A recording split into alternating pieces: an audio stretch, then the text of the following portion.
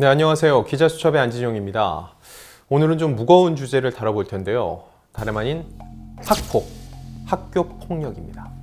이 올드스타 구독자 여러분들도 얼마 전에 미스트로 참가자인 진달래 씨의 학폭 사건 때문에 많이들 놀라셨죠. 결국은 준결승에 진출했음에도 불구하고 자진 하차를 해야 됐는데요. 그만큼 이 학폭은 굉장히 무겁게 다가옵니다. 꽤 시일이 지났기 때문에 지금 법적으로 처벌을 할 수 없다고 하더라도 누군가에게 굉장히 아픈 과거, 상처를 남겼기 때문에 그거에 대해서 어떤 방식으로든 책임을 져야 한다는 게 일반적인 정서거든요. 일단 진달래 씨 사례를 다시 살펴보면요, 한 온라인 커뮤니티에 학교 폭력 가해자가 미스트로 2에 나온다라는 글이 올라왔고, 네티즌들은 그 대상이 바로 진달래 씨라고 지목을 했습니다. 결국 진달래 씨가 이를 인정하고 사과를 했죠. 어떤 말로 시작해야 될지 막막하지만 조심스럽게 사죄를 드린다라면서 가수 진달래이기 전에 저도 한 아이의 엄마가 되었기에 지난 시절 저의 행동이 얼마나 잘못된 것인지 뼈저리게 후회하고 있고 평생 사죄하는 마음으로 반성하며 살겠다라고 얘기를 했습니다. 사실 미스트롯이 엄청난 기회일 수 있는데 여기를 떠나야 된다는 거, 내려놔야 된다는 게 이 학폭이라는 게 얼마나 큰 잘못인지, 또 그거에 대해서 본인이 책임진다는 게 얼마나 큰 일인지를 알려주는 한 단면이 되기도 했었죠. 그런데 이 학폭 사태가 이제는 체육계 쪽으로 먼저 갔습니다. 지난 2월 10일이었는데요. 한 온라인 커뮤니티에 배구 국가대표인 이재영, 이다영 쌍둥이 자매의 학폭을 폭로하는 글이 올라왔습니다.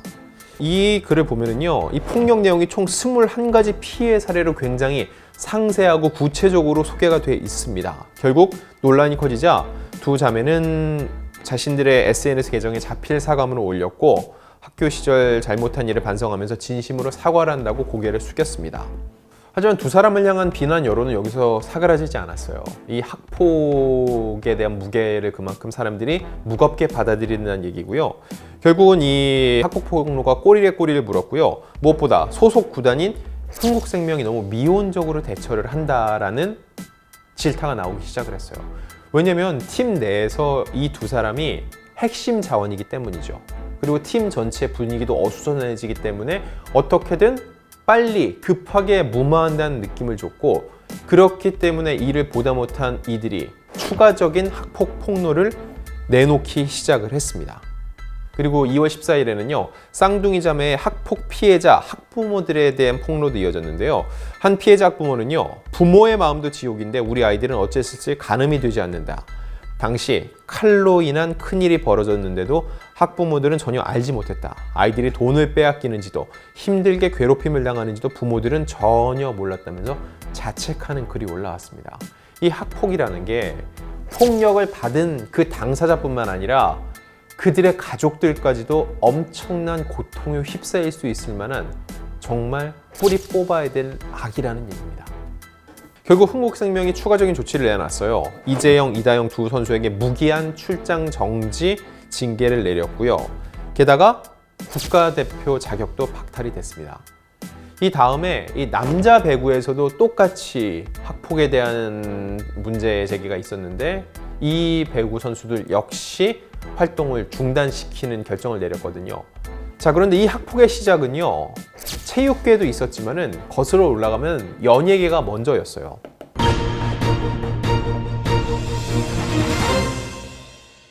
공개적으로 이슈가 떠오르기 시작한 게 지난 2017년으로 제가 기억을 해요. 언제였냐면은 엠넷 고등 래퍼 그리고 쇼미더머니 이런 래퍼들의 경연을 다룬 프로그램에 양홍원이라는 친구가 출연을 합니다. 그런데 학폭 가해자로 지목을 받았죠. 학폭 가해자를 TV에 출연시키는 건 문제가 된다라고 했는데 결과적으로 제작진은 계속 이 양홍원 씨가 사과를 한 다음에 출연을 강행을 했고요. 그 다음에 비슷한 얘기들이 계속 나오기 시작을 합니다. 2019년에는요, 엠넷의 또 다른 경연 프로그램이죠. 프로듀스 101에 참여했던 윤서빈이란 연습생이 있었는데, 게다가 트와이스나 2PM 같은 유명 그룹을 매출한 JYP 엔터테인먼트 소속 연습생이었습니다. 인기도 꽤 높았어요. 그런데 학폭 관련된 폭로가 나왔고 JYP에서도 이와 관련해서 사실 확인 후에 이 연습생을 내보냈고 프로그램에서도 퇴출될 수밖에 없었습니다. 그리고 같은 해 밴드 잔나비가 굉장히 인기가 많았는데 잔나비의 멤버 유영현 역시 학폭 논란이 불거졌고 이 논란이 일파만파 번지면서 결국은 팀을 떠나야 되는 결과를 초래를 했습니다. 그리고 바로 지난해였죠. 그룹 블락비의 멤버 박경이라는 멤버가 있는데 이 친구 같은 경우는 문제적 남자라는 예능 프로그램에서 굉장히 똑똑한 멤버로 또 인기를 끌었고 게다가 작년에 음원 사재이기 때문에 굉장히 가요계가 시끄러울 때 몇몇 연예인들의 이름까지 거론을 하면서 직접적으로 사재기 문제를 수면 위로 끌어올려서 지지를 받기도 했어요. 그런데 알고 보니까 이 박경이 학교 폭력의 가해자였다는 사실이 드러난 거죠. 폭로가 나오고 본인도 이 일을 인정을 했고요. 그런데 더욱더 네티즌들이 화가 났던 건 학교 폭력 예방 홍보대사 활동을 해왔다는 겁니다. 그런데 정작 본인은 학교 폭력을 저지른 가해자였다는 거죠. 박경의 이미지는 추락을 했고 그 직후 곧바로 군 입대를 하게 됐죠.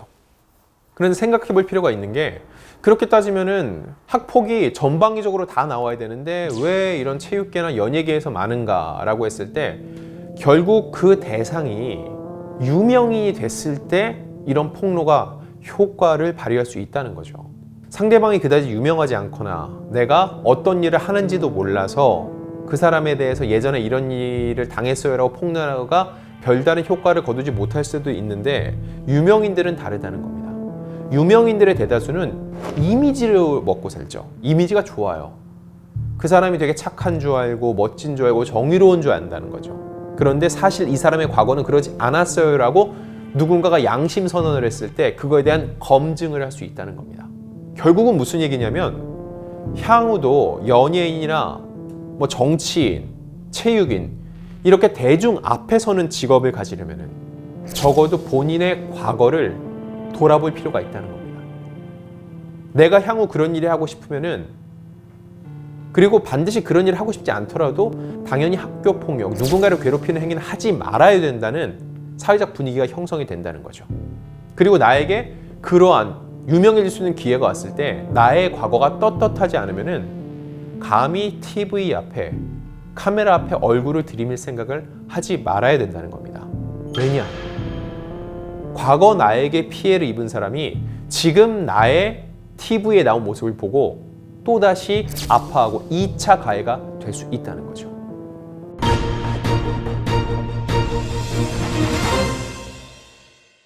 사실 이것 때문에 방송가는 굉장히 바빠졌어요.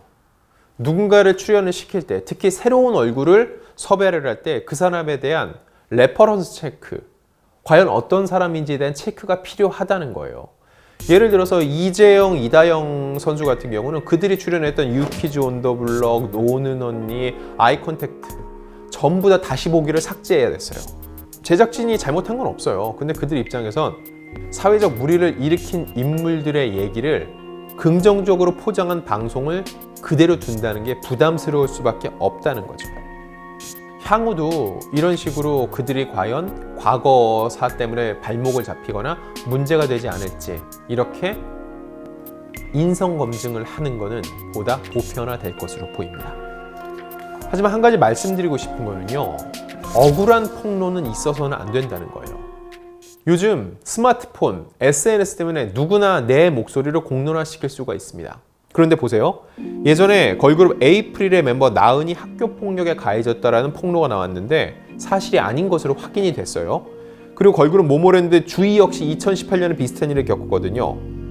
이거에 대해 소속사가 악성 루머라고 분명히 얘기를 했는데도 당시 반응이 에이 그래도 뭔가 있으니까는 이런 주장이 나온 거 아니야 라고 했는데 결국 이 거짓 루머 유포자는 뒤늦게 사과를 했어요. 그리고 주희 측이 너무 억울해서 고소까지 했다가 사과를 하니까 선처를 했는데 그럼에도 불구하고 일단 폭로가 나오면은 아직도 이 사안이 벌어진 것만 알고 어떻게 마무리됐는지 모르는 분들이 있어요. 그냥 막연히 생각하는 거죠. 그때 주희 학교 폭력 가해자로 지목되지 않았어? 라고 생각할 수 있다는 겁니다. 돌이킬 수 없는 피해가 발생할 수 있기 때문에 거짓 폭로는 우리가 반드시 시시비비를 가릴 필요가 있다는 걸 말씀드리고 싶습니다.